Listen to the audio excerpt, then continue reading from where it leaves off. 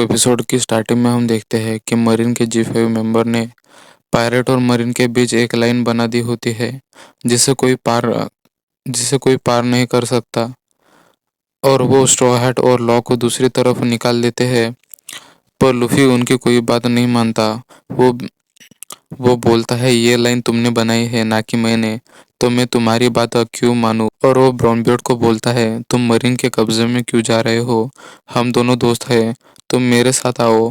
पर brown beard बोलता है कि नेवी ने प्रॉमिस किया है कि वो हमारा अच्छा ख्याल रखेंगी और हमारा इलाज भी करेगी।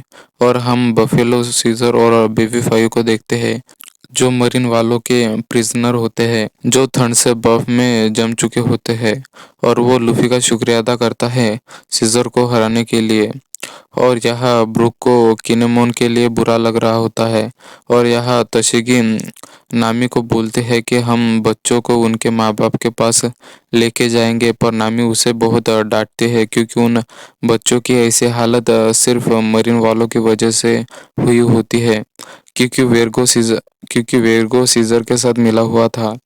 और तोशिगी अपना सिर झुका के वेर्गो की गलतियों के लिए उससे माफ़ी मांगती है और बोलते हैं, मैं वेगार पंख से इन बच्चों का इलाज करवाऊंगी और खुद उन बच्चों पर ध्यान रखूंगी जब तक ये ठीक नहीं हो जाते, और इन्हें उनके माँ बाप के पास भेजूंगी। और यह चॉपर लॉ को उन बच्चों का इलाज करते देख रहा होता है।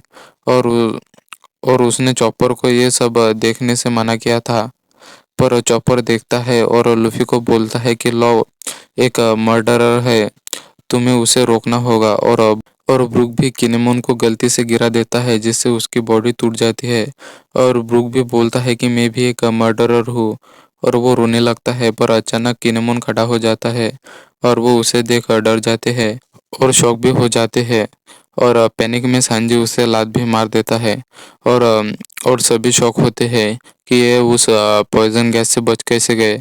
और तभी मोमोनोसुके ह्यूमन में ट्रांसफॉर्म हो जाता है और वो दोनों एक दूसरे से मिलकर खुश होते हैं।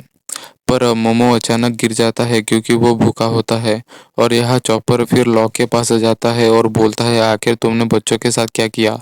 और वो अंदर चला जाता है जहाँ वो बच्चे सही सलामत और अच्छी हालत में होते हैं, क्योंकि लॉ ने उनके बॉडी के टुकड़े कर उनके अंदर का ड्रग्स निकाल लिया होता है। पर मौका अभी तक जगी नहीं होती और चॉपर बोलता है वो जल्द ही ठीक हो जाएगी। और तशिगी उन बच्चों को बोलते हैं कि मैं तुम्हें तुम्हारे घर लेके जाऊंगी। और बच्चे उसे स्ट्रॉ हैट के बारे में पूछते हैं। और यहाँ फ्रैंकी उस शिप को ठीक कर रहा होता है। और नामी ने तशिगी पर इसीलिए भरोसा किया था क्योंकि उसकी स्टेप मॉम भी एक मरीन में थी। और यहाँ सांजी ने सबके लिए खाना बनाया होता है और वो मोमो को पहले खाना देता है, पर वो खाना नहीं खा रहा होता।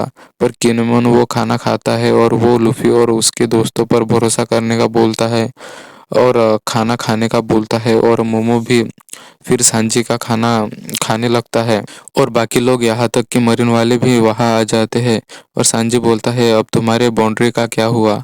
और वो सभी खाना खा रहे होते हैं और और वो सभी बहुत खुश होते हैं। और चॉपर मौका के पास ही होता है और वो भी उठ जाती है। और चॉपर और मौका लॉ का शुक्रिया अदा करते हैं और उसे खाना ऑफर करते हैं।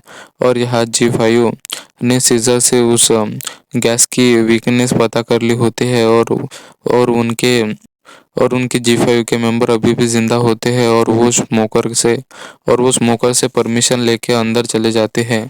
और स्मोकर लॉ को बोलता है, तुमने भरोसा नहीं किया होगा कि मैं अपना प्रॉमिस पूरा करूंगा, और अगर तुम्हें मुझे चुप ही करना था तो तुम्हारे पास ऐसे मुझे मारने के बहुत मौके थे, और तुम स्ट्रॉ हैट का किस लिए यूज कर रहे हो, आखिर तुम्हारा प्लान क्या है। और लॉ बोलता है कि लूफी को कोई यूज नहीं कर सकता, वो सभी चीजें अपने मन की करता है।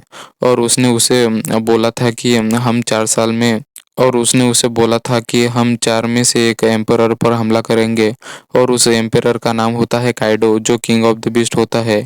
और लूफी भी इसके लिए रेडी होता है और इसीलिए उन्होंने अलायंस फॉर्म की होती है। और लूफी उन चारों एम्परर को हराना चाहता होता है और एपिसोड एंड हो जाता है। Thanks for watching.